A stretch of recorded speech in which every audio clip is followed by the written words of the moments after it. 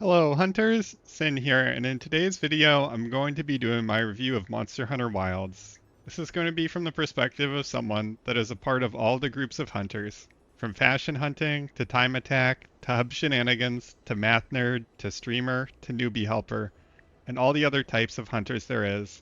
I feel like I do it all and have a unique perspective because of it, and wanted to share that with you guys today. I'm going to start off on a high note with the things I like about Wilds and end on a low note with the things I don't like about Wilds. The entire review is going to be recorded just like this in the hub, and if you want to skip all that, I'm going to show the script for the video briefly so that you can see the talking points and quickly browse them if you just want to see the summary. So I'll go ahead and show that now. So here's the top half, and there's the bottom half.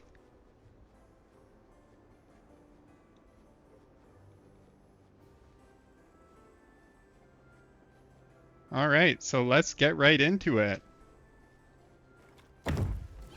So the first thing I'm going to talk about is the armor designs in Wilds. I think the armor designs are pretty good. Um, I do have on the Guild Knight layer with the leather legs. This is a pretty classic Monster Hunter look. But if I head over to the hub, or to Gemma, excuse me, and just show off some of the other armor sets here, How can I serve? we can see that they have uh, done a really good job with some of these designs. Like the Numino set has that kind of winged angel look. The Argfeld set, this looks pretty awesome. And even the kind of low rank ones, like where's Chata Cabra at?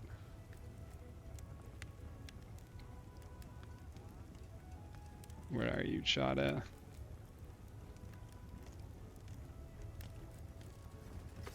Even the Chata Cabra armors looks pretty good. So I would say they kind of hit it out of the park in terms of the armor design. I think that My hammer is I'm pretty yours happy with that, anytime. and all the fashion hunters I know have been having a field day with it.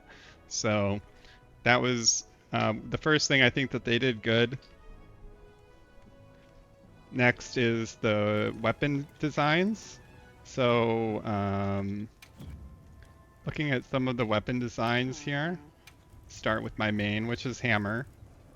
And all of these are pretty cool. Some of these are old designs, like the Iron Devil or the Paralysis Hammer, the Binder Mace. And some of these are new, like the Rompopolo Hammer is pretty cool with that brain and the glowing effect. Um, the Jin Dahad Hammer I know is really popular. There's also the Juwu Hammer, which I know a lot of people like that axe design for the hammer. And all the rest of them are pretty cool too. Um, I wish that some of these hammers had animations for the charge level that you were at. Specifically the Balahara one, if I could find it. I wish that this hammer would spin like in the middle of it when you're charging up or something to indicate, and maybe add some more exciting effects onto some of these hammers that don't have them. I think that's something that a lot of people like. Like the Zoshia hammer has a really cool effect on it. So something I'd like to see in future Monster Hunter games would be having more animations on the weapons depending on what level of charge or what level of buff the player is at. I'll show off a couple other ones in here. I think the long swords they did really good on. I really like the Hirobami sword. Um, I think the Mizutsune sword is pretty cool too. I'm really happy they brought back the pickaxe. That's my personal favorite, except for the tempered or the Furious Rajang long sword. So if it's between the pickaxe and the Furious Rajang long sword, I'm gonna pick the Furious Rajang long sword. But pickaxe is a close second for me, so I'm really happy I got my sword back. um, the great swords. The great swords are all pretty cool too. I'm just gonna cover the main weapons that I play here, so I won't go through all of them. Um, this new one kind of has that berserk look to it, and I think that's pretty cool. I think the Zoshia sword looks really great. I like they brought the jaw blade back and the spear tuna. Um, the gore sword looks freaking awesome. The the chicken decapitator. I love the name, but I also really like the design. It pairs really well with the new Udra armor with the layer. So the hunting horns, I thought they did a really good job with it as well. They got the classic bagpipe. This saxophone is, I think this is a new design for the game, and I thought that was really cool that they incorporated another musical instrument into it. Um, the rest of them look pretty cool too. I've really been liking the Balahara horn a lot lately as my layer, and the other one that I rock a lot is the Fulgur Anjanath one. But I use the rest of them too. The Raytheon, the classic bell look is really cool. I also really like the Mizutsune horn. I love the bell, the way it sounds. And yeah, my only thing it's kind of goes back to like the Furious Rajang longsword. It's like I wish I had the Yeon Garuga horn always. That's my favorite one in the whole entire series. um, I'll hit on the dual blades. I haven't played this on Sin, but I do play this on my second character. I love the Master Sabers. I think that's a really cool design. They brought back this Ebony Odogaron design as well, so that's pretty cool. And the rest of them, I think they did a pretty good job on. The Gore ones look awesome. The Mizu weapons look amazing, of course. The Zoshia ones look freaking awesome as well. So overall, for the weapons that I play, which is primarily those ones and then Charged Blade, I think that all of these weapon designs, the unique designs, they did a really good job on. My only comment would be I wish that that all of the weapons had unique animations for the charge levels. And again, the Zoshia weapons, they all look amazing. The Mizu weapons all look amazing.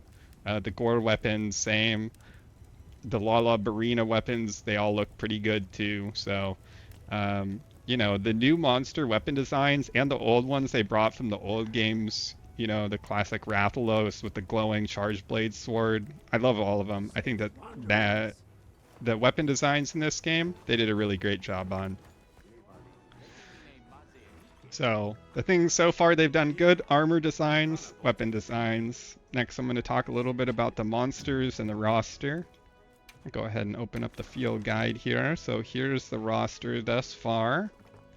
I think that this is a pretty eclectic group. We've got a whole variety of monsters. We've got some returning ones. We've got some from the early part of the series, and then we've got some new ones.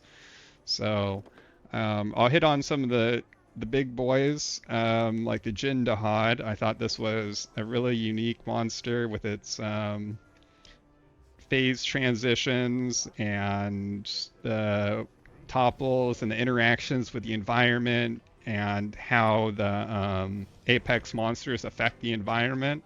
I think they did a really good job with that. I think they also did a good job on bringing back the older monsters and giving these guys that classic feel. The Rathalos and the Raytheon and the Gypsaros and the Blangonga, like all these old guys. You can tell that they still put a lot of effort into the things like animations and the interactions with the environments. So they're really fun to fight. And I think that they incorporate the new wounding system into these monster behaviors pretty well. I like all the Apex monsters. Haven't hunted that many of them all on Sin, but I have hunted most of them into the hundreds on my other character, and I like the way that they affect the environment. I think that's a pretty cool, unique mechanic. Um, and all the monster nests, like the Lalabarina nest, is really cool. That's my favorite nest area out of all of them. The Ajarakan nest is really cool. The way he kind of becomes a monkey, and it's like he's in a jungle gym, swinging on the monkey bars or something. It really makes it feel like a unique fight when you get to those parts, and it feels like they put a lot of effort into that, and I appreciated that about the game. Next, I'm going to talk about the hammer. So I'm going to port over to the training area.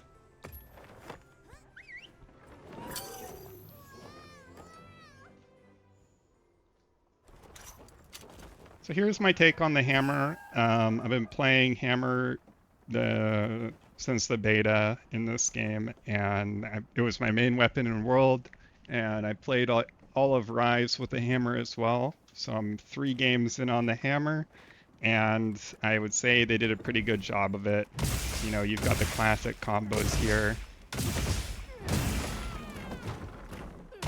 and the Big Bang combo. So I'm really familiar with this. I felt right at home playing this weapon with all these combos that I know already. They also added, some new moves, the charge step they brought from Rise. I thought that was really cool. And the Mighty Charge, I think is a pretty fun mechanic as well. So the hit stop on the weapon feels really good to me. The input responsiveness feels pretty good to me. And doing dual inputs for the hammer, I never had an issue with it because it buffers. You can buffer your dual inputs while you're in the charging animation, so you can just hold it down and you'll always get a dual input. I know that initially the hunting horn had an issue with dual inputs registering, and Capcom responded to the feedback by resolving that issue. And since I've been playing hunting horn a frequent amount, I've got about 1,000 games on it.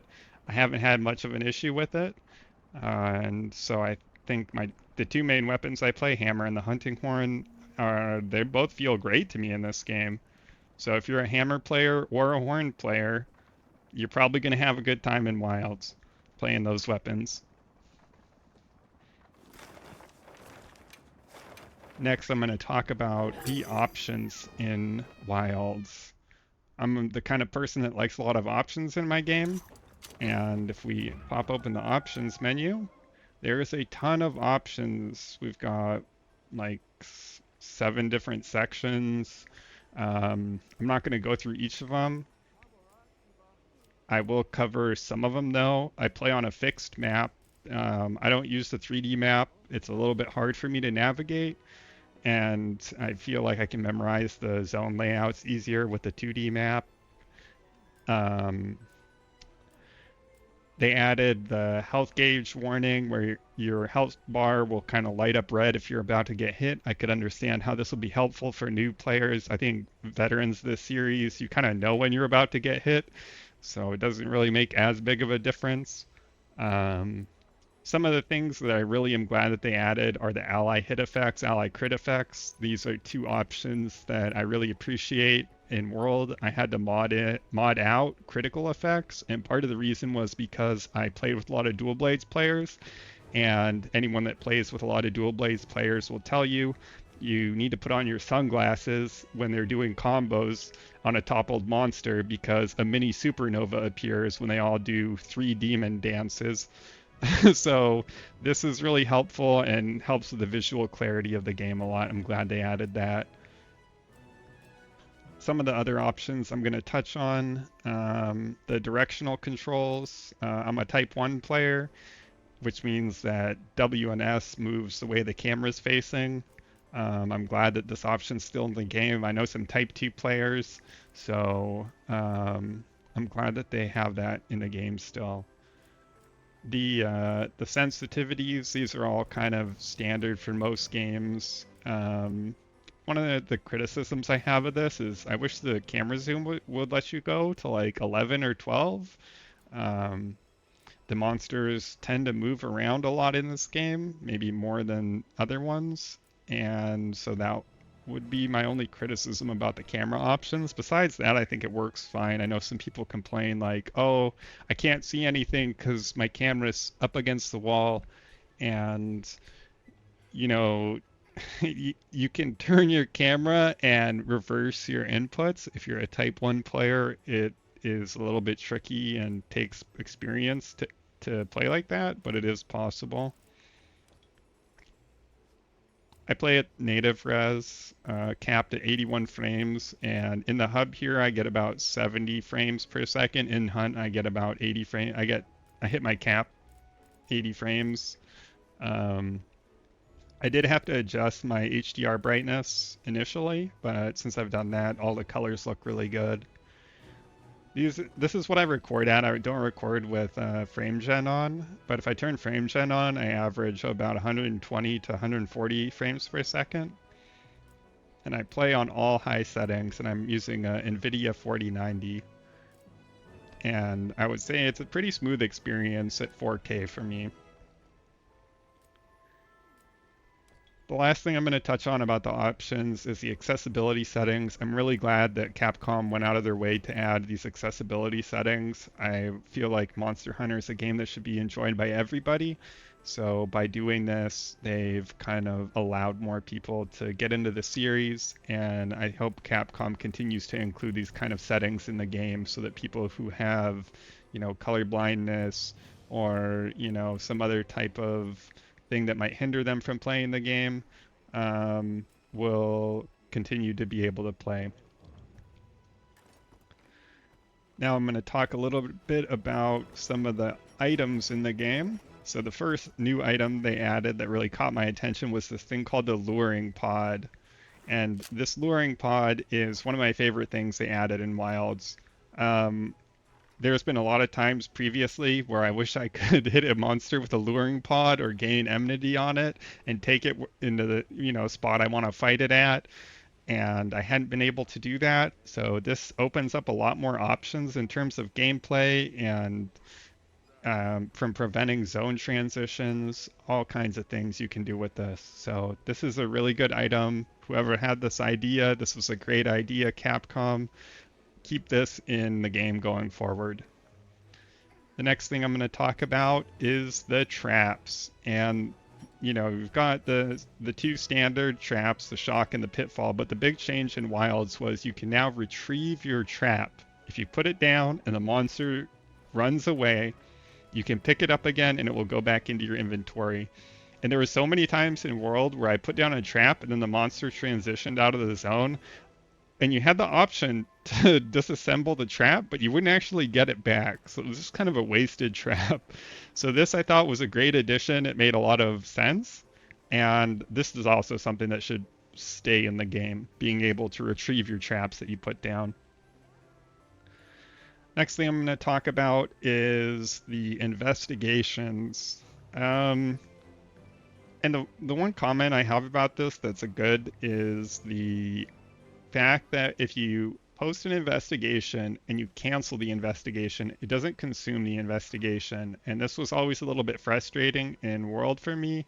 Let's say you post a quest and then someone else is like, oh, wait, let's go do a different quest. And then you cancel it. Then you ended up using that investigation, that usage on it. So you just wasted it. And I think this is a lot better. It makes more sense. You didn't even start the quest. You just posted it, but you didn't start it, so it shouldn't count. So that's another good change. The next thing I'm going to talk about is being able to end the quest immediately. This is a great option. It lets you bypass that 1 minute or 30-second timer at the end of a hunt. Sometimes you just want to get back to the hub or get back into your quest or end the hunt so you can, get on with things. And that is a huge quality of life change. Let's say I did, 10,000 hunts. That equates to 10,000 minutes that I spent there in the post-game quest. And this way I don't have to spend that much time there. The next thing I'm going to talk about is standing on the dead monster's corpse. So now in post-game, in that 1 minute period that you can skip, if you decide not to skip it, you can now go and stand on the monster's corpse. And I've been a part of plenty of dance parties or photo sessions at the end of a hunt where people are posing on top of the monster. I think that's great. It's hilarious, and they should keep that in the game for sure. Next thing I'm going to talk about is the endemics in the game. So I'll go ahead and pull up the endemic list. So here's a list of all of the endemics in the game. And you can see we've got our standard vigor wasps. They added the bugs, the cool bug, hot bug. I really like that. I think that's a neat part of the environment. We've got the toads and the flash flies and the beetles. So these are all kind of standard. These were all in world, and uh, you know, it's neat that you can collect this kind of slinger stuff or have the interactable toads to, you know, paralyze or sleep the monster or whatever. And then in terms of the ones that you can actually start to capture down here, I think that this is a pretty good variety. There's a lot of ones that are unique to the specific environments, and I had a lot of fun going around and capturing all of them. I guess I still have a few more to capture down here on Sin, but there was a moment when I was hunting in the forest, and I don't want to say exactly what happened, but there was an interaction between part of the environment and one of the endemics, and when I saw it, really made me laugh. It made me laugh really hard. I was like, no, don't do that. And yeah, that was one of actually the highlights of playing Wilds for me in my first couple thousand hours here, was just that one specific interaction. If people, well, people who know me know that I had all endemic crowns in Iceborne, and I'm a huge endemic capturing nerd. Um, so it should come as no surprise that I, you know, went out of my way to capture them all here, and I had a good time hunting them all. And I hope that there's endemic crowns in Master Rank. I hope they add some more new ones in Master Rank. And overall, I think they did a great job on the endemics. Next thing I'm going to talk about is the fishes. I haven't caught all the fish crowns yet, but that doesn't mean I'm not going to. I'm definitely going to. But I've had a good time with the fishing. These small guys are pretty easy. These all get capped or fished pretty easily. I like the new Whopper system. I know some people don't like it, and I think the reason that some people don't like it is I don't think the game does a very good job of guiding you of how to fish out the Whoppers. It'd be nice if there was like more training or tutorial around that, or like some section where you could read additional tips. Like if I go to the tutorial list and the fishing guide, these don't seem like it gives you enough information.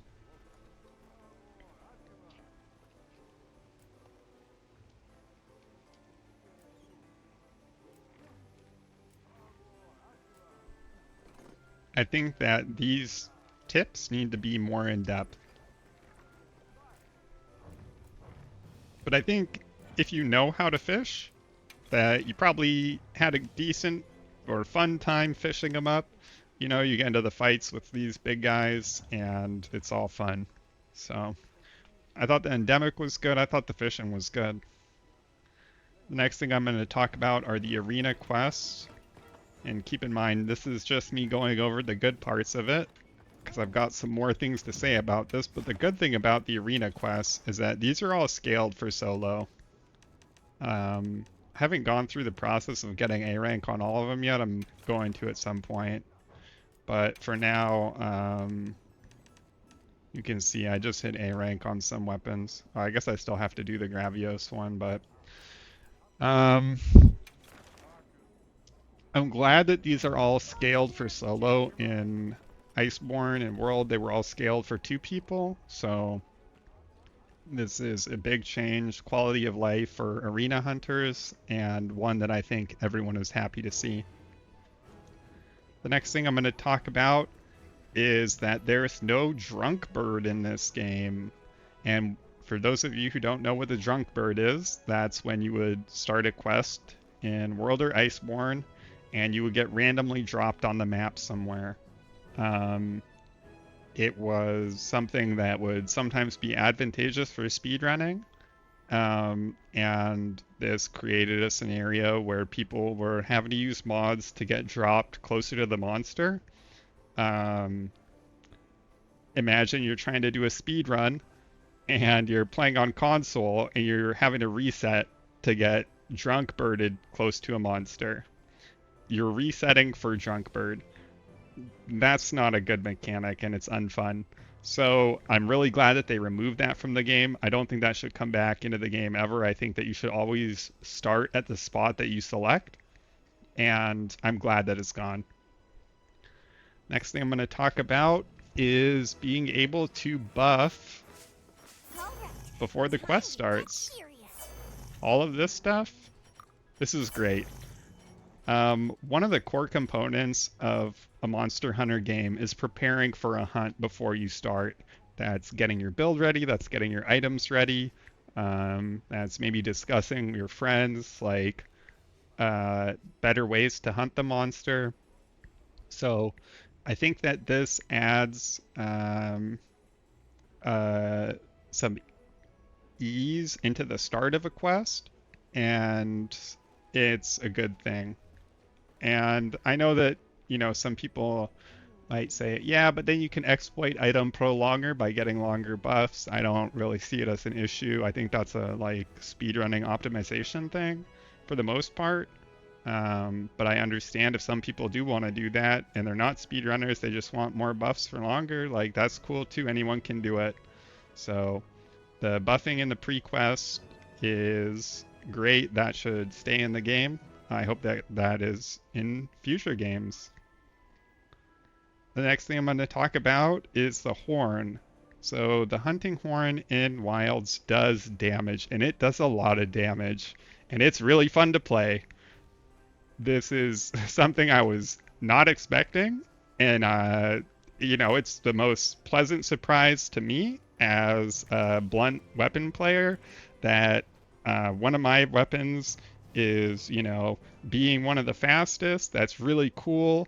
And yeah, it feels great. Another Horn player friend of mine, they told me that they thought this was the best iteration of Horn in any Monster Hunter.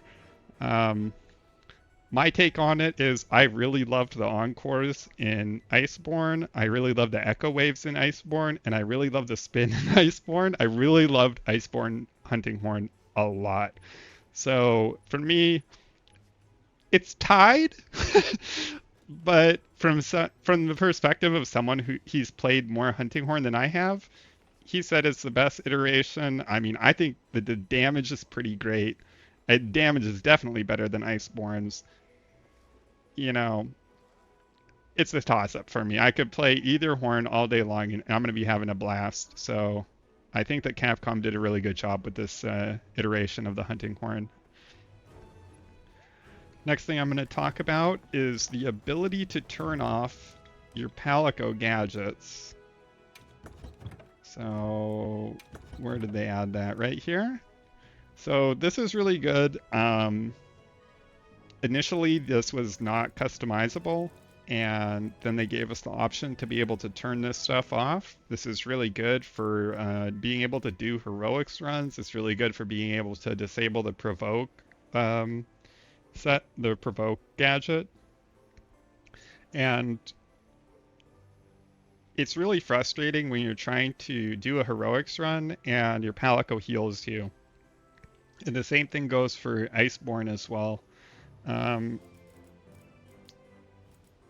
This type of customizability, if they're going to keep it so that your Palico has all gadgets available all the time, then you need to be able to toggle them to efficiently play with your Palico. Otherwise, you end up having to reset for that kind of thing, and that's not very fun. So this was a good addition. I'm really happy they added it. I think like all speedrunners were probably very glad when they added this. And yeah, this was a big W for the running community. Um, the last thing I like about Wilds I'm going to touch on is going to be the wounding system. So the wounding system is actually something that I like. Yep. I think it's better than the tenderized system. The reason I think it's better is because in Iceborne you had to um, sometimes tenderize when a monster wasn't in a Clagger animation, which led to you getting knocked off of the monster really easily, and that was not very fun. Um, this wounding system, it crowd controls the monster, it keeps it locked down while you're doing the animation, which is good, and then you get a nice little follow-up attack that you can do out of your focus strike. So I think that that is a good mechanic. I think that it's really abusable on the monsters like in the optionals or like the 7-star or 8-star monsters. I think that you're able to bully them a little bit.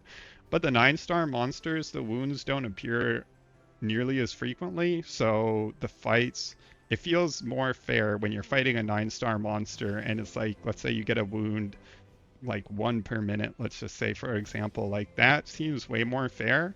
And like the monster can fight back, and then you do your punishes, and then a minute later you got to do another wound strike. So it has a nice flow to it, where it's a back and forth between the hunter and the monster, and the wounds give you a nice moment of reprieve to just beat it down a little bit. Um, I'm going to talk a little bit about the weakness exploit skill around that. So the weakness exploit skill, I would say this was somewhat nerfed in Wilds, and the way it was nerfed is that it does give you affinity, but it only gives you some additional affinity on wounds. Um, I understand that the perception by Capcom might be like weakness exploit is too strong because every build requires it to be the optimal build. Um, this is one of those things where I uh, don't like not critting, meaning I like it when I crit all the time. So I can't rely on this 20% really ever. When I'm looking at the skill, I'm just like, oh, okay, 30% affinity. I'm a little bit disregarding this extra amount. Um, I kind of wish this would have been 50% affinity just to help ease with builds and stuff, but I understand that it might have been a balanced reason why they wanted to add it that way. So, a little bit more about the wounds and just thresholds in this game in general. So, there are monsters that have part thresholds that when you hit the threshold, meaning you do a certain amount of damage to it, there's going to be some type of topple or interaction around it. Um, the wound system kind of exists outside of that part threshold system. And what I mean by that is, like, for example, everything from Chotacabra and his rocky arms to Arkveld, so the first monster and kind of the last monsters, they all have this, like, power up, empowered state, the rocky arms or um, the glowing chain blades. And there's still some strategy around part thresholds in this game. So I still think that Wilds has the depth of threshold management that Iceborne had. I think it's a little bit different now, especially versus the 9-stars, because it's hard to chain successive threshold topples. I don't think it's really that possible. Um, and you end up having to fight the monster a little bit more because of it, which I think is a good thing. Um, I understand that some of the like optionals or lower level monsters like 7-stars, 8-stars, you might be able to get through the whole hunt with chaining thresholds. Um, but I personally like it when the monsters can fight back a little bit. So for me, I think it's a great system, and um, I also understand that Wilds was kind of aiming to hit a wider audience, and that the mechanics like threshold chaining is a relatively high level concept. So this is something that I think will help introduce new hunters to that mechanic, and to kind of highlight how what parts they should be hitting, or how to achieve how to achieve damage in a safe and manageable way with the wounding system. So that concludes the things I like about Wilds. I'm going to take a quick break, cut the video, and I'll be back with the things I dislike about Wild in just a minute.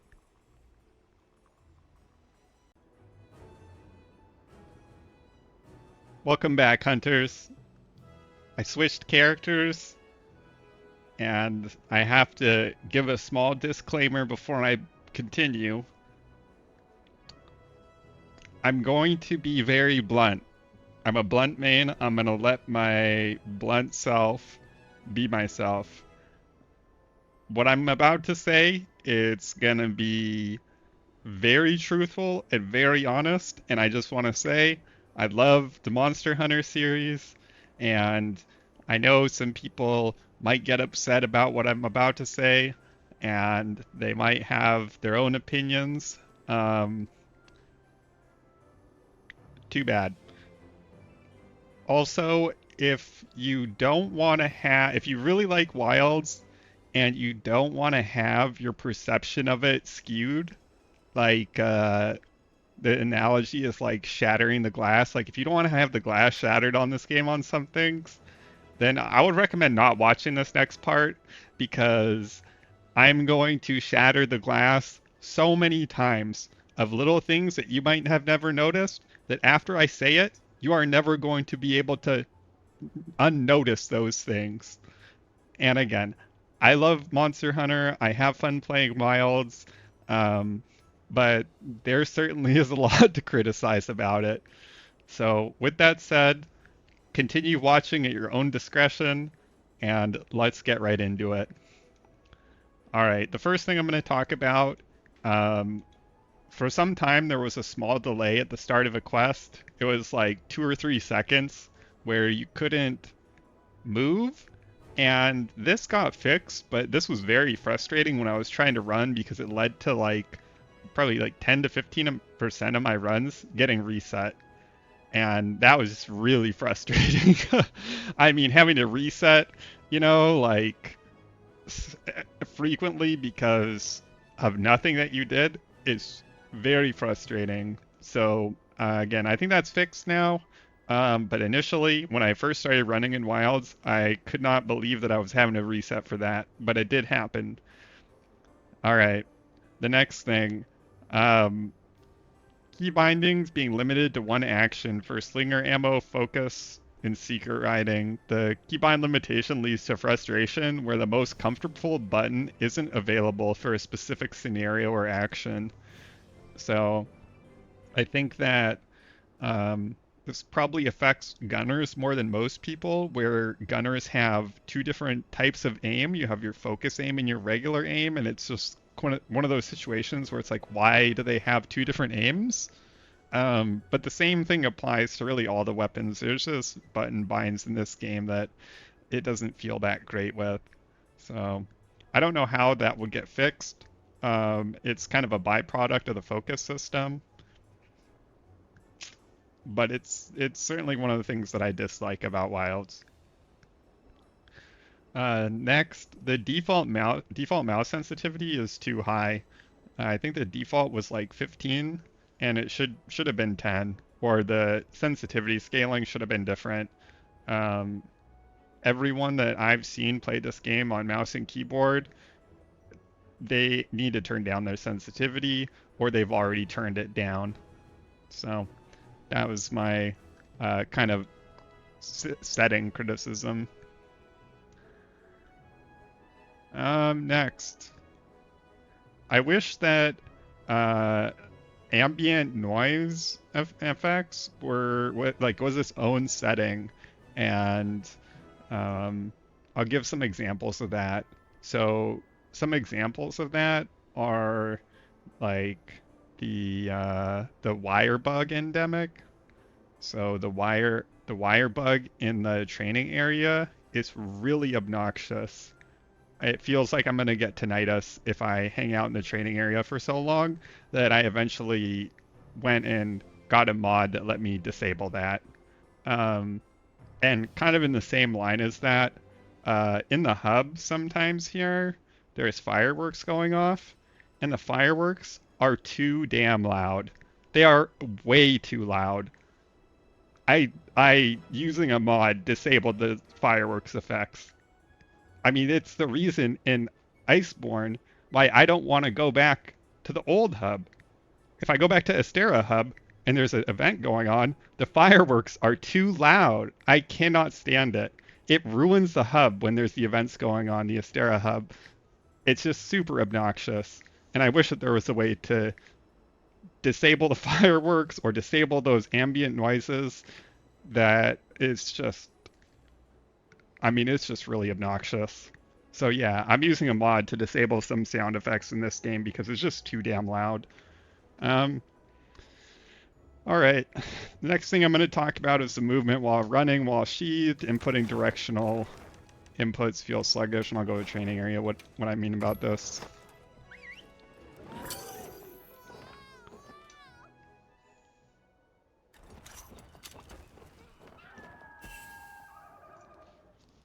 So in Wild, there's some additional movements that you have while you're running around, and it doesn't feel that great.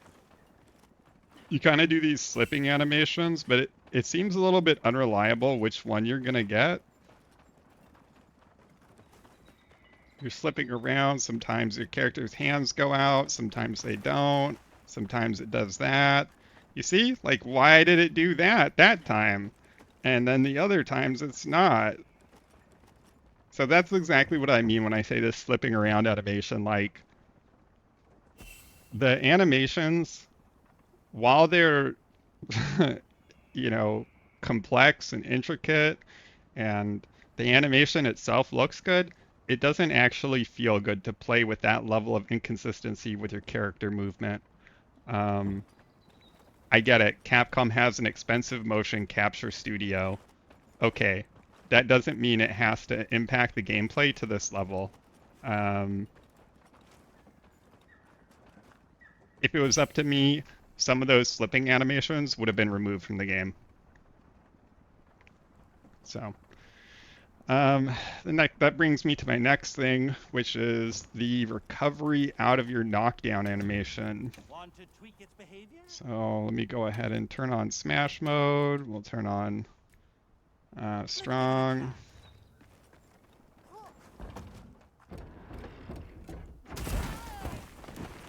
So I get ragdolled, which is fine, but this animation where I'm slipping as I'm getting up, it doesn't feel good and it feels inconsistent. I would prefer if there was only one getting up animation, but now it's like depending on which way you're inputting, your character is gonna do some specific get up animation. And I saw somewhere that one of one of the directions has more iframes than the other one. It doesn't make sense.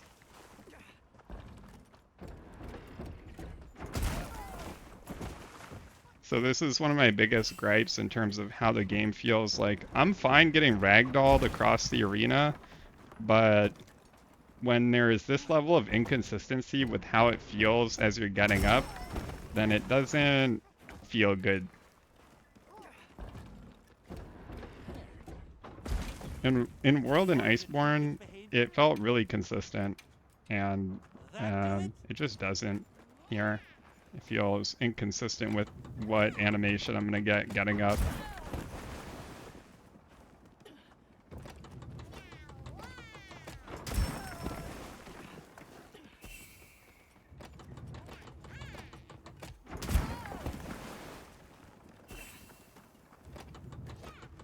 So if I was gonna change something about the game, that would be one of the things. I would make the um, knockback animations more consistent.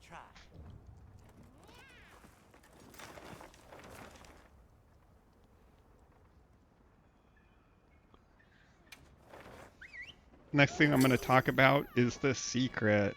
And I love how my secret looks. Right? The secret looks pretty much like my main character's secret. I like the designs of them and stuff, and I like the fact that I can make it a chocobo. That's pretty awesome. But the auto pathing, I feel like, is sometimes really bad. And by sometimes really bad, I mean it's consistently bad. Some examples of this, like the first one that comes to mind is during the Omega fight when it goes to transition. As soon as like the transition animation begins, if you're auto pathing on your secret will chase it down while it's still in the zone instead of immediately heading to the transition spot for the next zone. Um, Sometimes when the secret's pathing around the map, it'll like turn around like 3 or 4 times. And this is an issue that's been in the game the whole time. So the secret pathing is an issue. This. Oh man. I need to save this 1 second. That's 9-star, right? Oh, winning. Okay. So yeah, that is something that I wish would get fixed. The inefficiency of the routes it takes, the fact that it meanders around, the fact that you have to, in your options, go in and turn off these settings, like auto explore settings. I mean, this is just obnoxious, the auto explore thing. So that's something I wish would get changed.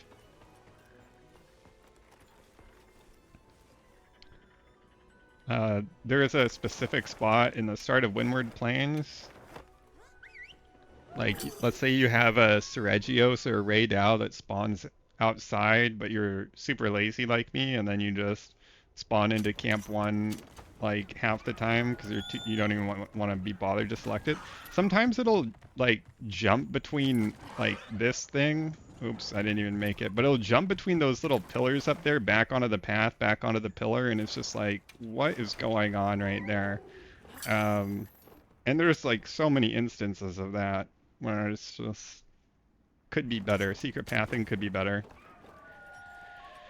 Alright, the next thing I'm going to talk about is the multiplayer. So this character I mainly play in multiplayer almost always. So I've played quite a bit of multiplayer considering I'm 999 on it. And I'm going to touch on some of the multiplayer systems here. So initially the link party system, it was unintuitive. I had to Google this. This was actually the first thing I had to Google in the whole game, like how does the link party system work? Yeah, this system was very confusing at first. And I know that they added some more options, like allowing people to join like link parties, members, private sessions and stuff like that, but that should have been in the game from the start. So, glad they added it, but it's way too late for. I mean, that should have been in the game from the beginning for sure. That was a huge oversight. I suppose with the session sizes, the way it is 100 people in the session, it's kind of nice that you can have your own little hunting party now, where you can have your convos, and then you can also, use the chat here to talk to everyone in the session, lobby members, link members, and stuff like that. So I guess that part is a little bit nifty and cool. But yeah, I didn't really like I didn't like that system initially. Next thing I'm going to talk about is the environment link. So, I don't think I can do it because I'm in a solo session right now, but the environment link system is unintuitive. There's some things that are not explained in there. For example, it's not clarified that everyone gets their own endemic spawns there. You just have to know that. So that's unintuitive. It's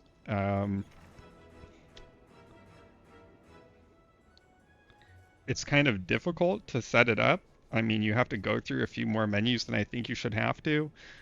I think a better way to do this would have been who's ever the link party leader, their environment should be shared with everybody. I think that would have been a better way to do it.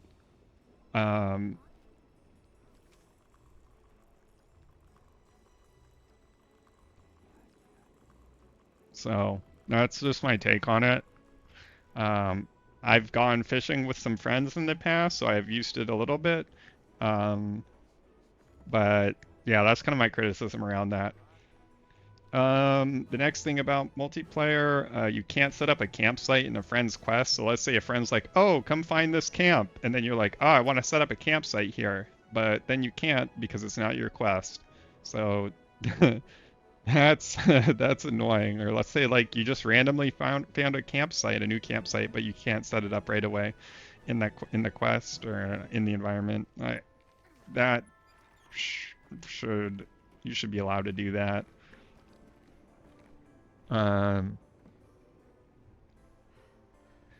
next thing about multiplayer that I don't like is if you're on Steam and you want to search on your friends list. Sorry, where's my Steam friends list? So there's no way to search your Steam friends, which means if you have like a couple hundred friends on Steam and you want to add someone in game as a friend or something, like you're gonna have to scroll through like several hundred names potentially to find that person. You should just been able to search your Steam friends list from this UI. There should be a search function somewhere up here, but there's not. But there should be.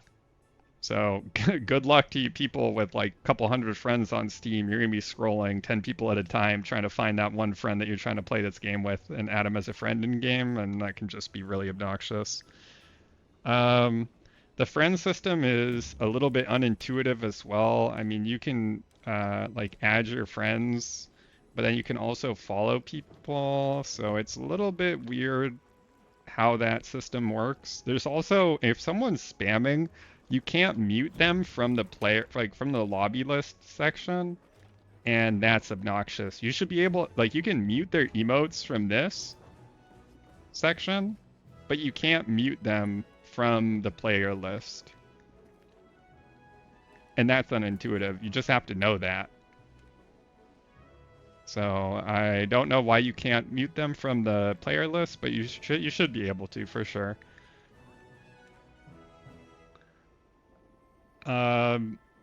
My friend who's a newbie to the series said that he was gonna he doesn't have to do this now, but he said he wanted to just make a mod to join his friend's lobby because he was having so much difficulty. I think what he wanted was just a button right when he hits play game, log into the character, just to join friend player session. Because what you have to do right now is you have to like navigate through like 2 different menus before you can get to the option to select join your friends list sessions. And in World and Iceborne, you could just get there real quickly. So there's some additional steps to it, and that's unintuitive.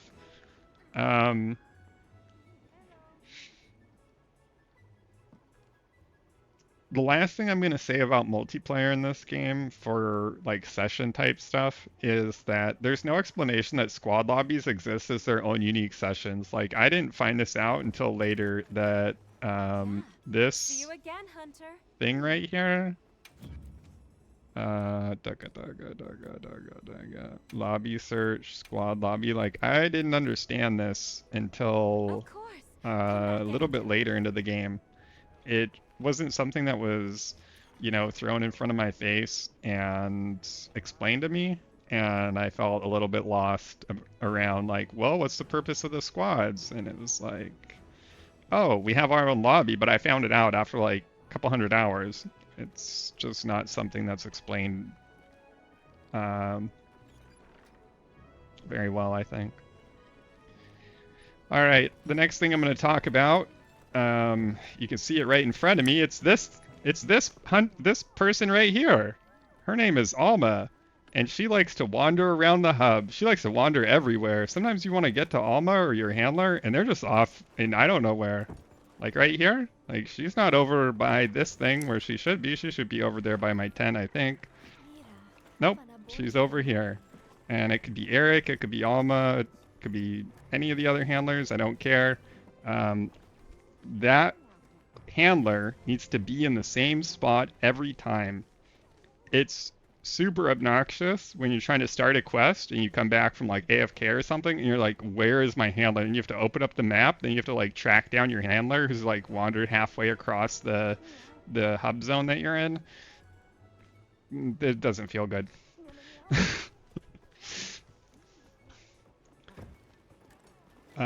The next thing I'm going to talk about is what I call the food skill disaster. Yep, I call it a food skill disaster.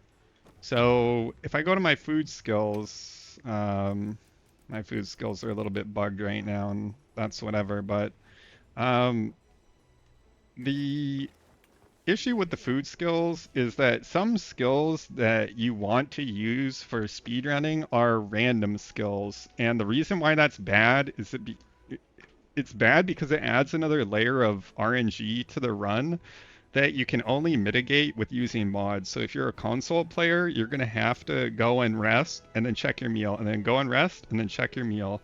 And you're going to have to do that again until you get heroics. And that doesn't feel good. And in World and Iceborne, you could just eat for feline heroics anytime you wanted. And there's additional things about this too. It's not just heroics, it's the break time meal, which gives you like some attack for the first like whatever, like 15 or 30 seconds of your hunt. It's kind of like the mini booster of this game, mini feline booster. Man, it does not feel good. I think the Caprice skill is pretty bad. It just randomly procs, so you get some random attack boost occasionally, and it's so weak it doesn't feel good when you want it, and then it doesn't proc, and then when it procs is like a time when you can't use it. And I think that the Capri skill overall is pretty bad. I think a better way to do that would have just been to give us the equivalent of Feline Booster, but on a skill we could select. And I think a better way to do Feline Heroics would have been to do the same thing, give us a Feline Heroics that we can select. So that's what I mean when I say food skill disaster. These are RNG-based food skills that greatly affect how you play the game. And without mods, it is not going to feel good. You're not going to have fun resetting for that, and it's kind of bad. Next thing I'm going to talk about is the menus. So about the menus, there's a couple things, but the one thing I'm going to say right now is there's like too many confirmations for when you're trying to do things in here. The Ardian system, which they changed, I still think is bad.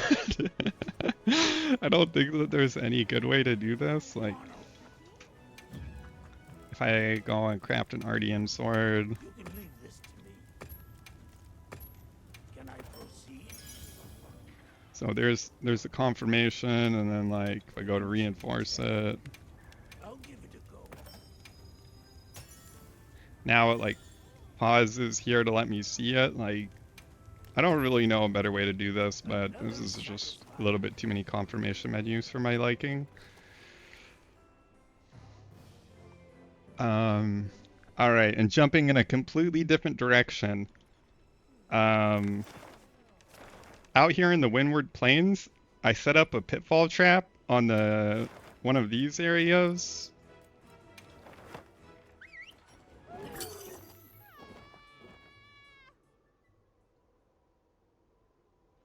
Like, I don't remember the specific spot, but it was just up on top of one of these hills right here, and it just disappeared. I mean, I've seen it happen on multiple of these hills. These hills are certified trap eaters. Like, and this was no Balahara eating my trap. Like, I just set it up and it just disappeared. So I don't know what's going on with the geometry on the maps on those hills, but it's buggy.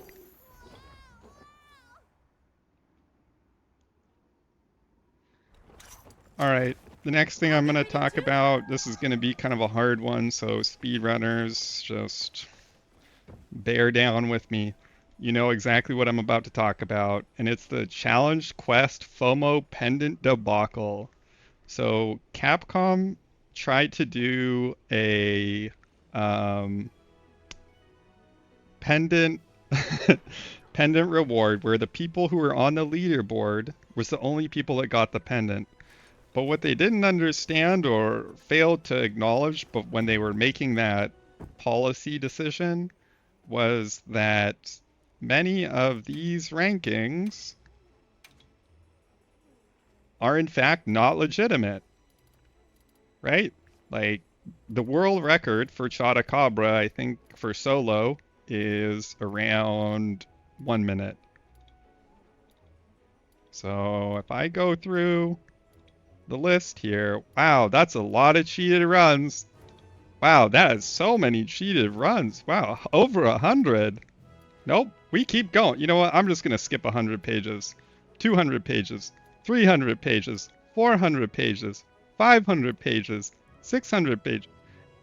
Now we have entered the realm somewhere around here where one of these runs is going to be a legitimate world record. That means if they gave out 10,000 pendants, the first 8,000 of those would have gone to cheaters. That's rough. Luckily, they they acknowledged the issue and were like, okay, just get an A rank to get the pendant. That's the right way to do it, right? You don't want to spend all day policing your leaderboards. The leaderboards in World and Iceborne was the same way. There was cheated times, people killing it in literally 0 seconds, 0 milliseconds. So, you know, people are going to cheat on PC. You're fighting a fruitless battle, I would say. And to further demonstrate what I mean by this is let's go ahead and look up some Monster Hunter speedruns. I'll just type in Monster Hunter speedrunning. Okay, so let's go ahead and take a look at the first couple of videos. Okay, this is some video about the Meowcano glitch. This is a video about the T-pose glitch that we've got. You know, Shepard's videos, Wreck-It Rye, 7-hour zero progress run, Jaw Bagel, you know, RTA run, so good, great runner. Games done quick, Jaw Bagel run, okay. Finks, yep, the longsword player. Boquilis, great sword. Darkside, great sword. Some longsword run. Zensei, let's keep on going down. And boom! Oh, what's that? Monster Hunter has a cheating problem. You don't say. You don't say. So, you know, Monster Hunter, at this point, you know, it's been acknowledged by a lot of speedrunners that people had been cheating in this game. And it's really prevalent. You know, people are going to do what they're going to do. It's going to be very hard to police their behavior in this way. And I think it's a little bit of a waste of time. I think most of the legitimate runners know each other for the most part. The running community is pretty small, I would say. Like in the world, probably, what, maybe 4,000 or 5,000, like high level runners. If we take all weapons and all high level runners and we're talking about it, like there's really not that many of us. And most of us know each other, whether tangentially or, you know, if we're friends with each other or something like that. So these cheated times trying to gate equipment, in-game rewards behind that was a terrible idea. I can understand how they thought that maybe it would be a good idea at first, but they didn't have the foresight to see that people were just going to cheat that. And I think all speedrunners saw that coming a mile away, and I'm glad that they changed their decision to just, okay, A rank, you get the A rank pendant, the B rank pendant, and the participation pendant. B rank, you get the B rank pendant and the participation. If you just get a C rank or whatever, then you get the participation pendant. Like, that's a fine way to do it. But trying to gate it behind that leaderboard over there, don't do that, Capcom. That was really, really something that lacked foresight by trying to implement that policy. And it's an unrealistic expectation for you guys to maintain the accuracy of that leaderboard. Even people that have tried to track like world records outside of the game that have put in a significant amount of time and effort have had to deal with people who have been cheating their runs using AI mods, using affinity mods, using turbos, using all of this kind of crap, and it almost inevitably ends in a situation where there's going to be cheated runs on the even on those leaderboards. So my suggestion for Capcom is keep on doing what you're doing now, and whatever efforts you're putting into maintaining those leaderboards, do that, but don't go overboard expending resources on it. You guys are doing the right thing now, and that is rewarding the people who achieve the ranks that you guys set out for the quests. That's the right way to do it. All right. The next thing I'm going to talk about is the radial. Okay, this is something that actually annoys me quite a bit. Sometimes you save a radial in here and it's like the name reverts to something or it just doesn't save properly. So this radial menu section is buggy. And this has been in the game since release and it's still not fixed. This needs to get fixed. This needs to get fixed like 6 months ago. This needs to get fixed like 8 months ago. Whatever is causing these names in here to revert to whatever they're at, where it's really obnoxious, and I don't know what's causing it, but it's still happening. So Capcom fix that. Let's see. The next thing I'm going to talk about is the voucher system. So now when you eat for a voucher, it just eats for the people in the link party instead of the whole hub. I guess that makes more sense with 100 people in the hub. I kind of wish if you ate with a voucher, it would just eat for all 100 people in the hub. It makes a little bit more sense when you're in a closed like squad lobby or something like that where it's going to be smaller private sessions that it would eat for the whole hub. I don't like that the vouchers aren't shared for the whole hub. All right. The next thing I'm going to talk about is this limit of builds right here. So you can see we have 14 pages of builds. And I don't understand why this isn't more. I don't understand why this isn't 28. I get it, 14 pages, 1 page for each weapon, but yeah, but I've got like 2 pages worth of builds for each weapon. I could literally fill this up. And that was originally one of the reasons that I even made a second character, was because back in Base World, I ran out of slots to make builds. I could not save a build on my main character, so I had to make a second character so I could make builds that I was theory crafting to save and test over there because I ran out of slots with actual builds that I wanted to use and have saved on my main. We need more pages of builds, and in Master Rank and Iceborne they doubled it. I mean, that is not even enough. I've filled up the Master Rank Iceborne build list several times, and then I have to go through this whole build consolidation effort, and then and then I end up hitting it again, and then I have to consolidate it again. I wish we just had more. That's it. 14 pages, certainly not enough. The next thing I'm going to talk about is hiding in the bushes doesn't work. So I'll show people, like, if I go out here into into the Windward Plains.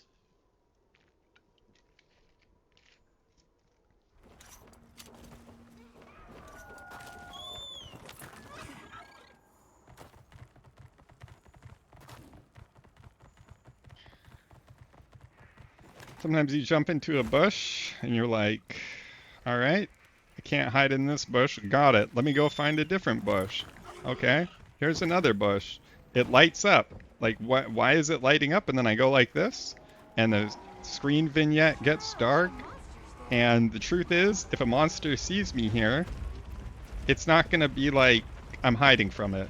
So this mechanic of hiding in the bush doesn't even work in Wilds. Straight up does not work.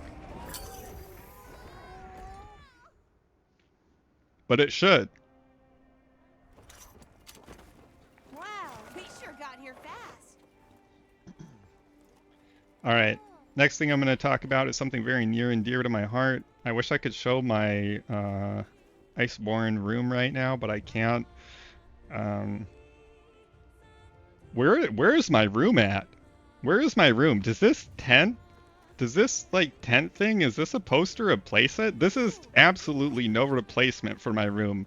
Like this? What? Like this is to be nice about it, this is trash compared to my room. I can't even put up my endemics in here.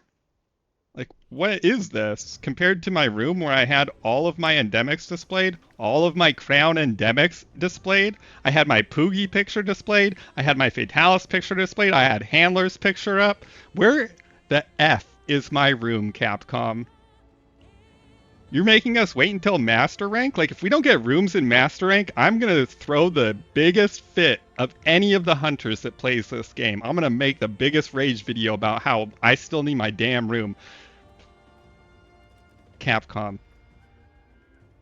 give us our damn room. That's it. I'm not the only person that feels this way. This feels impersonal. It feels like we're missing something. We'd like to have the photo sessions in the room. We'd like to have the endemic sessions in the room. Okay? Give us our damn room back.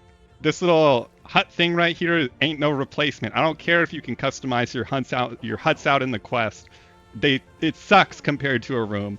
Give me a basic camp and take that tent and chuck it in the garbage. Give me my damn room back. All right, that's enough about rooms. I don't want to go on about that. I do, but I'm not going to. The next thing I'm going to talk about is something that's also a little bit near and dear to my heart. I'm not an arena runner specifically, but yo, where the hell are all the damn arenas? What do you mean, 4 arenas and these are the Akuma ones? So we basically have 2 arenas? Are you kidding me? We had like 9 arena quests? We had 9 arena quests in base world, I think. It doesn't matter if we had 8 or 9, but we had way more than this. This sucks. Yo, this sucks. There should be like 1, 2, at least 2 more rows just worth of quests in here. And whatever this is, these challenge quests, this... You know what? I think I might even have all quests modded on right now, too. I don't even know if these are available. I think these are probably ones that are only appearing because I have a mod in right now. There needs to be more quests in here, Capcom. Like, immediately. Like, from the launch. Okay? I mean, this should have been 1, 2, 3, 4, 5, 6, 7, 8, 9, 10. Hey, Capcom, go ahead, just add 8 more regular quests in here, and we'll be good. But this is not satisfactory. This does not meet the bar for Monster Hunter standard. Okay? Real talk. That's a joke. 2 arena quests, and then you have time-limited arena quests. Just make the time-limited ones full-time. And that will solve like nearly half the problem. I don't understand why you're adding these rotating quests in the first place. These FOMO quests are actually insane. Just add the ones you made already, Capcom, into the game, full-time quests, and then add like 5 more or add 8 more, okay? And we'll be good. But the way it is right now, the arena quest selection is garbage. Alright, that's all I'm going to say about that. Moving on. So there's an issue where when the dithering is happening on a monster's model, your FPS dips. And this is an optimization thing. Like, it's really prevalent on Gormagala, but it happens on all the monsters. So in Wilds, they use a dithering effect so you can kind of see through the monster and it becomes a little bit transparent. But what the outcome of this is it taxes your GPU and causes an FPS dip, and it doesn't feel good. All right, next thing I'm going to talk about is the dismount animation. So dismounting your secret. Man.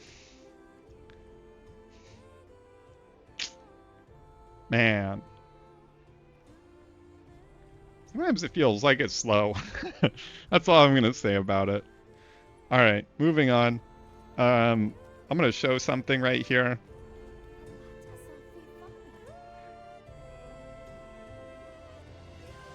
Oops, no, don't do that. Well, I got to turn on the button guide.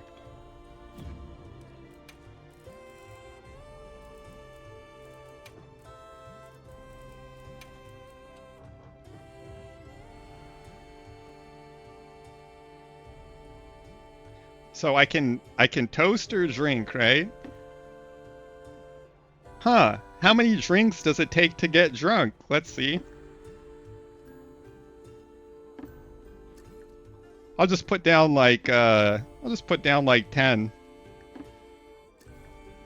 Let's call it a nice 10 here. I think I'm halfway. Yep. All right, a few more. I mean, surely I'll be drunk by the time I stand up. I have to be getting sauced up right now, right? I mean, this is excessive drinking. I have to take my guy here to feline AA after this. Nope, I'm actually fine. You mean I'm not drunk? You mean I can't even get drunk in the damn game? Capcom, fix your game. Let us get drunk in your game. This is ridiculous. We can't get drunk anymore? What is that? What do you mean we can't get drunk and pass out on the hub floor like in the old games? That's crazy. Let us get drunk again. Why can't I get drunk? What is this, non-alcoholic beer over here? Hell no. Okay? This table is for drinking. Let us get drunk. Yep. That's certainly a complaint I have right now. All right. Next thing I'm going to say about this is kind of a mix of good and bad. The music's good. Like this whole Deva thing. Deva. You know, it's all great and all. But, you guys butchered the Mizutsune theme. It was way better in Rise. Sorry. It's just the facts of the case. It doesn't hit quite as good in Wilds. The Nuja theme song is really good though. And on the plus side, the Nuja theme is good, but the Mizu theme song sucks. So it kind of goes on the list of things I don't like because I thought the Mizu soundtrack was a banger in Rise and I miss it. Next thing is the Top Cat meal's not working. I'm pretty sure this is bugged. Capcom, you need to fix that. Hope that comes to the next patch. We'll just have to wait and see. Alright, next thing I'm going to talk about is that there's no rainbow color for the layers. So in the other game, World Iceborne, there is a color in here called rainbow. And you can't have that. And it was just like a color changing layer. And that was really cool, and it's not in this game. I don't know why it sucks it's not here. So we need that back. All right. Here's another one. This is going to be one of those probably only affects speedrunners, but I'm sure other people will get affected by this and annoyed by this as well, so I might as well talk about it here.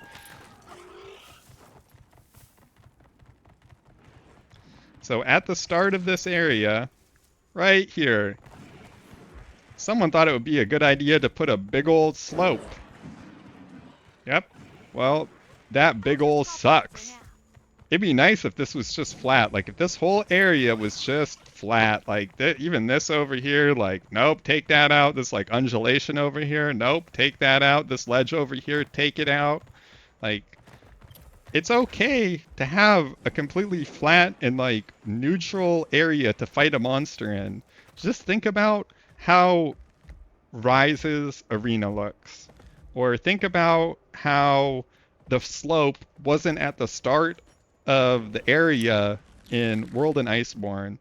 Okay? Like if you put the slope on the far side, at least it would be a little bit better. But when you start a quest in the Wounded Hollow and the monster spawns right here, and then it's right next to the slope, this really can mess up your hunt, and it sucks.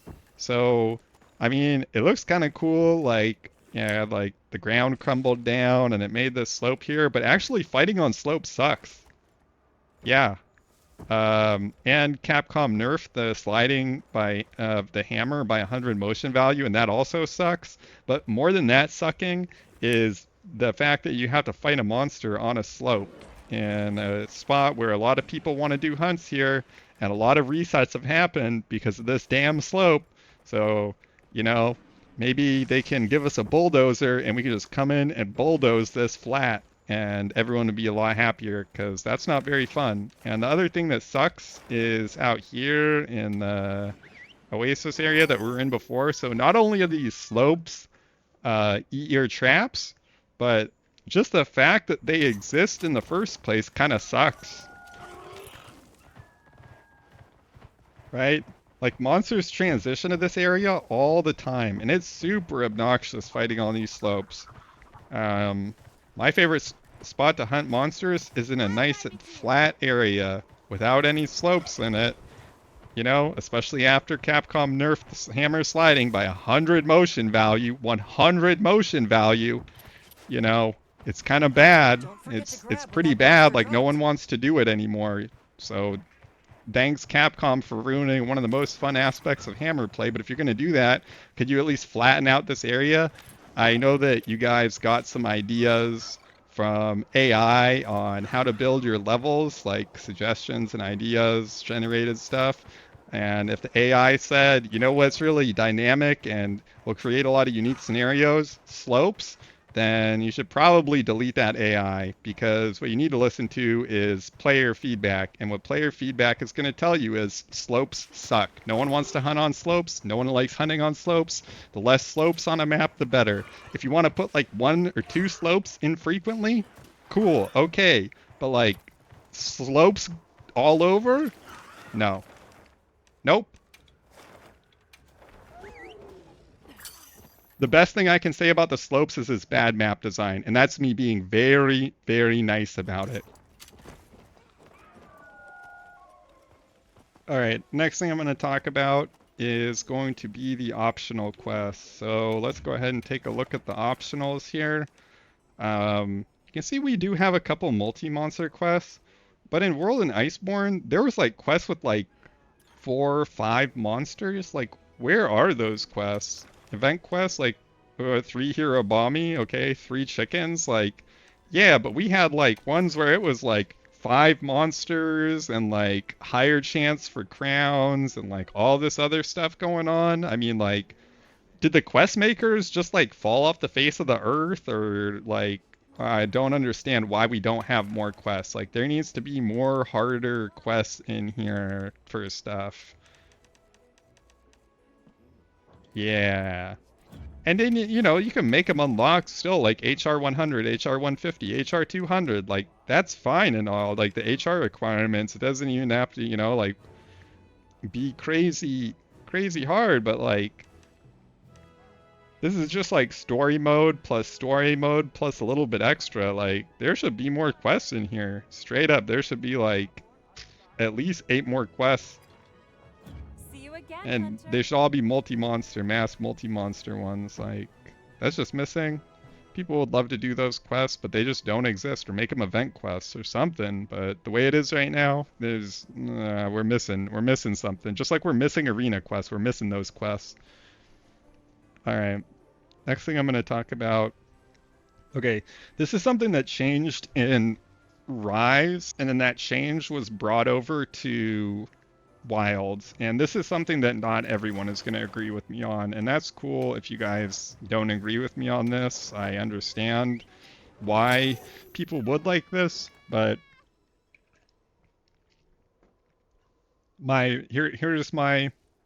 here's how I feel about it. Okay, I open up the map, and I can see all of these different icons on the map. The thing about these icons on the map, like for all this different stuff, is it all appears right away. And the way it worked in World and Iceborne was you had to go and collect it one time first. So it's like if you didn't collect something initially, the icon for the items wouldn't appear on the map. And that forced you to explore the map and go and pick up all the items. Excuse me, I gotta beat down on this alligator real fast. Crocodile, whatever this thing is. Okay. So yeah, what I was saying was it takes away from the feeling of having to hunt and explore the map and like discover the map when you walk into a zone and it's lit up, everything capture or pick upable is lit up in the zone. I'm not opposed to you guys reverting this change, like Capcom, like at all. Like if you just make it so that we can not see this stuff until we pick it up for the first time, that would add to the feeling of having to explore the zones, and I think that would be actually an improvement for how the game plays and feels and the amount of time that people have to put into exploring the zones and stuff like that.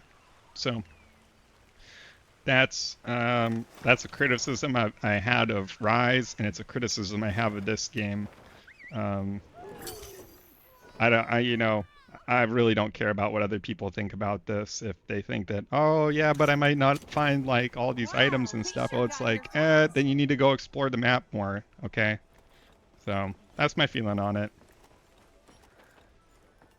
The next thing I'm going to talk about is layers not saving properly and reverting. So what I'm talking about when I say that is if I go into a hunt and then I switch weapons in the hunt, then my second slot's layer gets saved as my first slot layer when I return from the quest, which means I have to reload my layer every time I go to start the quest unless the layer is linked to the equipment loadout, which is super obnoxious, right? I don't know what else to say about that, but that is kind of bad. It doesn't feel good. Next thing I'm going to talk about, this is going to be another bad one. So in previous games, I would like to send out my stickers to my friends while I'm playing in the middle of a hunt. I'm a sticker spammer through and through. And when you do that in Wilds, what happens is it will cancel your animation or takes you out of focus mode. I don't know why. It's so silly. I need to be able to spam my stickers like in the middle of my attack animations. Like if I'm doing a TCS, I want to be able to, as the hit is going in, I want to be able to spam a sticker. And I can't. And it's so obnoxious. I feel like I'm being held back because I can't input my stickers while I'm at mid-animation. I know this is something that's so small, I don't care. This is so obnoxious. To people who love to spam stickers like me, I am suffering with you. I don't know who made this decision that we can't spam stickers while we're mid-animation, but that's a massive L for sticker spammers, and that doesn't feel good.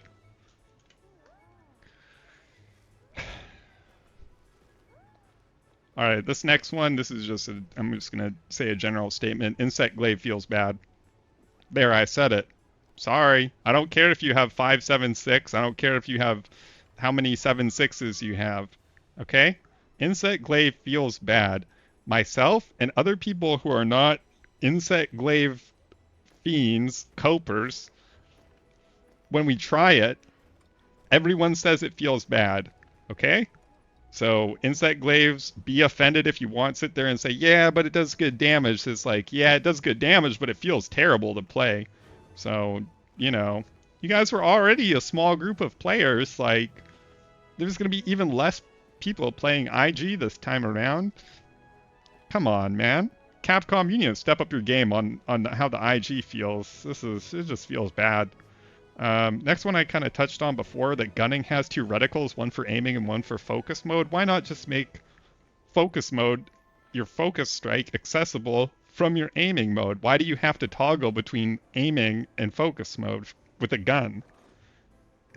Aren't you kind of already in focus mode when you're like aiming? That design decision around the gunning and focus mode does not make any sense to me whatsoever. So I wish something different would have been done there. And I haven't gunned a lot, but I've gunned enough to notice that, and I've talked to other gunners about this, and they agree it doesn't make sense. One of these things I hit on before, which was the game doesn't do a good job of explaining how to fish the whoppers. It's just them's the facts of the case.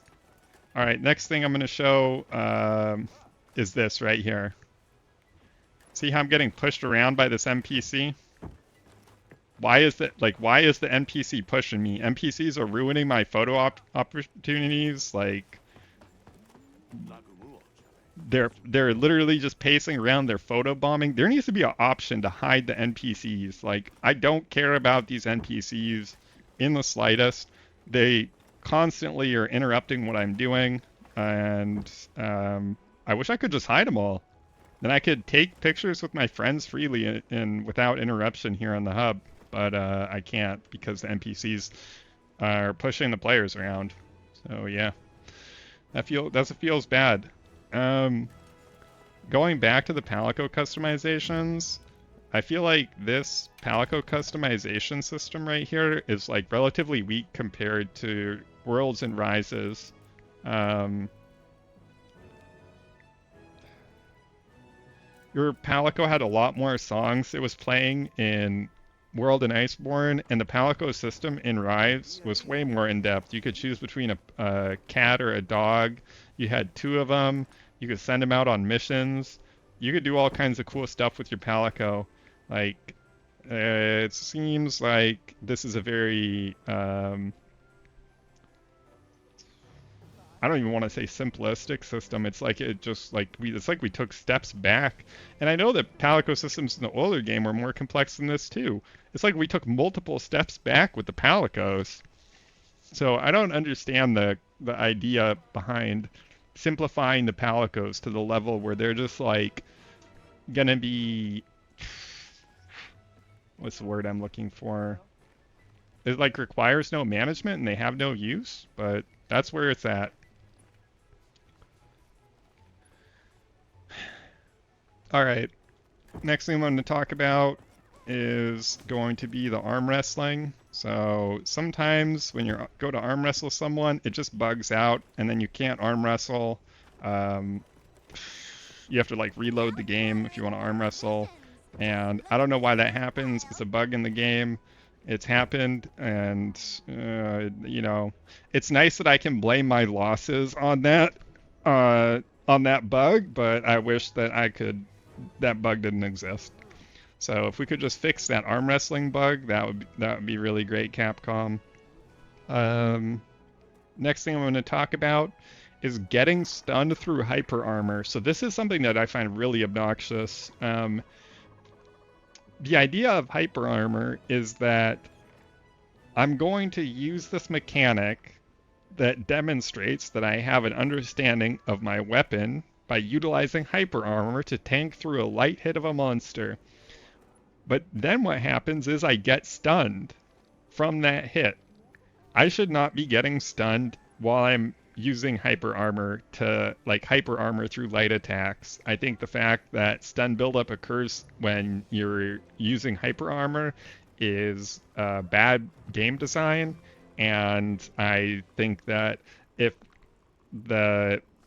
all hyper armor like applied some hidden level of stun resistance, like 100% stun resistance when you're in hyper armor to prevent stun buildup, that would be a better way of doing it, because it's so obnoxious when you're in a hunt and then you hyper armor through something but then you get stunned at the same time. It just does not feel good, and it feels bad. So that's what I think about getting stunned in hyper armor. I think it's bad game design, because you are punishing the player for trying to utilize an advanced technique that is supposed to prevent you from getting knocked over, but instead they actually just get stunned. Like, you're supposed to trade like a small amount of your health to be able to stand your ground, and now you just get stunned and potentially carded. That doesn't feel good. That's not good. All right, the next thing I'm going to talk about is the guild not permitting me to fight what I want. Why do I need the guild's permission to hunt anything? I've killed so many Fatalis. I will kill every monster in this game 1,000 times if I feel like it. The guild doesn't authorize me to hunt. I authorize the guild to even allow, like, stand in the same hub as me.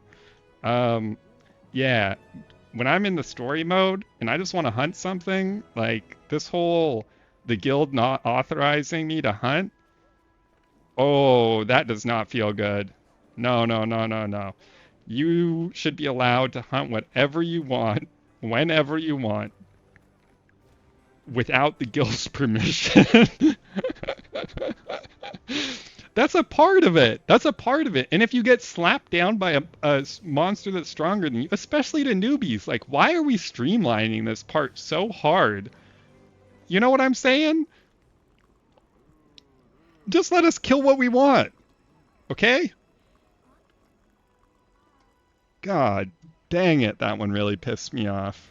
I don't even remember what I wanted to beat down in the story mode, but I was like, oh, I'm killing this thing. And the guild's like, you're not permitted. And I'm like, not permitted. Like, do you know who you're talking to? I'm definitely permitted. Yeah, that was ridiculous. Next. The map design being focused on the secret kind of takes away from the sense of adventure in the maps. Like, in Rise, that you had a Palamute you could run around on, but it didn't feel like the map was like so centralized. Like the design of the map was so centralized around the Palamute traversal. So I think that not having the like secret only paths would be pretty nice. At this point, we're way too late in it for that part to get reverted. But I think going forward, that if you guys want to have, if Capcom wants to have mounts in the game, they need to design the maps around like running around centric, and then secret traveling like secondarily, or maybe just completely disregard like the like mount traveling. And if you guys put the mounts in the game, okay, then just have the mounts in the game, but don't like design the map specifically with the idea that we're gonna have like these mount only paths. That's what I think. All right, here comes one of the hottest takes in the game. The two weapon system is not good. I don't like it. I don't really care what other people think about this. Again, like,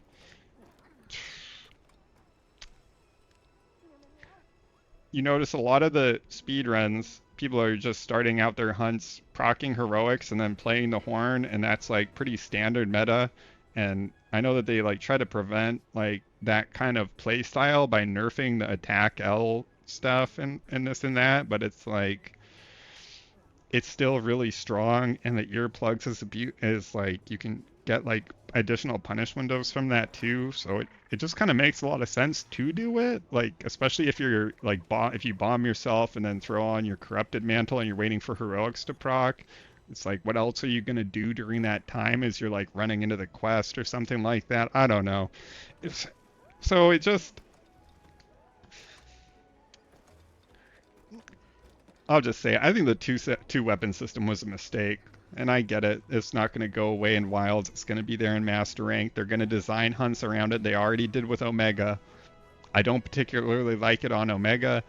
I don't think I'm going to like it in future hunts. I hope that two weapon system does not make a return in future Monster Hunters. So that's my feeling about it. I just don't like it all that much. The last thing I'm going to hit on in this review of things I don't like about Wilds now is that I wish the optional monsters had fixed spawn locations.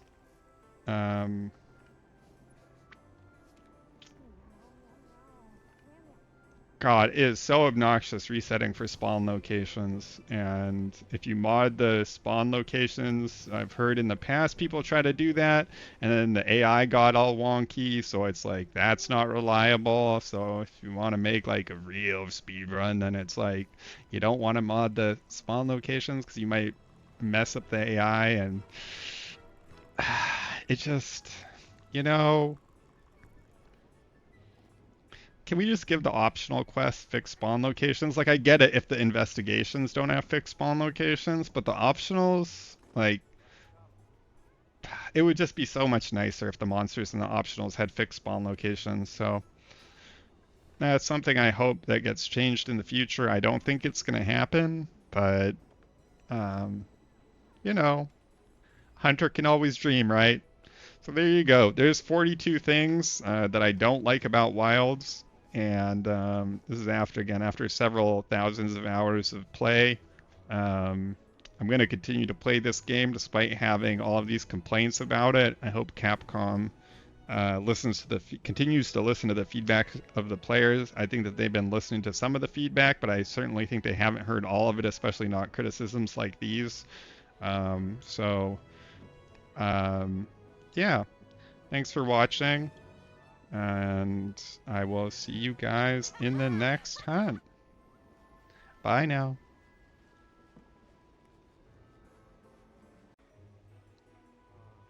Well, I thought I was done recording, but just as soon as I ended it, I thought of 5 other things that I don't like about Wilds, believe it or not. So I'll just keep on going. Number 43. The handler interrupting the quest with drive-bys. This is so bad, man. I've seen videos of people getting pushed out of their attacks. I've been pushed out of my attack. We need to be able to leave the handler at camp. The handler following us along on our quest, that was a mistake. Just let us leave the dang handler in the hub, okay? Okay. And kind of to add on to that, things affecting the hunts like that. There's some monsters that target the Palicos too much. I don't know why it is, but it's like an excessive amount. I'm looking at you, Arkveld. There needs to be an adjustment made for how much the monster targets the hunter versus how much it targets the Palico. And maybe some people feel different, like they like it when the monster targets the Palico because it feels like it gives them some breathing room. But for people like me that are playing around how I punish based on when the monster is targeting me, it can severely impact the hunt and oftentimes leads to resets. Especially with the way, you know, the Palico can sporadically move around the map, then it leads to this huge disconnect time and downtime for damage. So I'd like to see some adjustments made where the monster targets primarily the hunter. And that could come even in the form of a decoration where it's like the monster never targets the Palico even. Like I would slot in a level 1 deco if it meant that the Palico never got targeted. That would be great. Alright, next, I'd like to be able to set my guild profiles to private. Just permanently. Like, if I could do that, that would be great. Like, guild cards are one of these things that in the old games, initially I gave it out a lot, and then near the end I didn't give it out so much. And near the very end I almost never gave out my mains guild card, unless it was someone that I hunted with, you know, relatively frequently, and, you know, it's like, man, I don't think Capcom understands, like, that kind of, like, guild cards can be a bit personal, and so it's not really great that everyone can see my guild profile or whatever. I don't really like that at all. I think it's kind of bad. Alright, the next thing, I don't know why there's a player limit for the squads, but there is. There's a 50 player squad limit, and we know that there's 100-person lobbies available. I don't understand why the squads have a limit at all. The amount of people that join your squad should be like unlimited. Like the number should be like 10,000, right? We've seen cases where people have to make multiple squads, and there's like a number of squads that you can join. So like, let's say you're someone who really gets around socially and you want to join a bunch of people's squads. Well, joke's on you, you can't join that many squads. So it kind of goes both ways, and both of those things are bad. Talking about limits, the inventory item limit. So For some reason, there's an inventory item limit. I don't know why that is, but there is. I don't even know how to view like my whole inventory of items. I guess this is it. But it doesn't show all my charms. So I've hit this several times on my main or on my alt already, and actually on my main too. So I have to go out and sell a bunch of my talismans or meld down a bunch of my talismans because I collect so many of them. Like, why? Is that is there like a memory issue with the game or what? Because I mean it takes up a lot of space. There's no way like the inventory data takes up that much space. Is there? There's no reasonable explanation for why the inventory has a limit in this game. And if there is a limit, it should literally be 100,000. All right. I wish that wasn't a thing. It really like detracts from the player like doing their hunt when they have to go in and start like cleaning out their inventory like that. The next and final thing I'm going to talk about is, well, I guess I'll just go two things here at the end. So first of all, I played this game on a 30 series NVIDIA GPU for a while, and the performance was so bad. When I got my 40 series back from RMA, I was so happy because that 30 series experience, it felt horrible to me. Same CPU, same memory, but the game didn't feel good. Like PC optimizations, this has been a complaint everybody has, and yeah, me too. Like on the 40 series, I don't really have an issue, but if I was playing on a 30 series, I'd be dead. I probably wouldn't play this game, straight up. And that kind of leads me into the last thing I want to talk about. This is something that has been affecting me, my experience in the game this whole time, which is there's just too many bugs in this game. I've been finding bugs in this game from the very beginning, and I talked about one earlier with the geometry on the map and it eating my traps. I posted a video previously of a Balahara attack, like where it was elevated on a ledge, and then the attack hurt box like didn't go off on the ground. The attack just disappeared. I posted a picture or a video of a Balahara that was like disappearing and reappearing. It was like teleporting all over the place. I posted monsters. I posted a video of an Omega. That bug got fixed where it would get flinched out of its animation where it was spawning the Nerscylla. I had the Omega bug happen to me where the platforms wouldn't spawn in between zones, so we couldn't proceed on the hunt. Those are both showstoppers. And I have a video up right now of a hunting horn note list bug that I'm praying gets fixed in the next update. And the way I feel when I encounter bugs in a game that are like this, it demotivates me from wanting to play the game, and it ruins my experience, and I usually end up closing the game for the rest of the night, and I need to take like a day off because it's just extremely frustrating and unsatisfying and demotivating and all those things that, you know, I want to play the game, I want to love it, but it's like when something like that happens, I just have to close the game. So there's a lot of bugs in the game. It seems like there's still some bugs in the game that need to get worked out. And I know Capcom is going to be releasing TU4 with optimization updates and stuff like that. I'm really hoping that some of these bugs that I've brought up on my channel get fixed in that update as well. So, alright, now that is the final. I'll see you guys in the next video. Take care. Bye.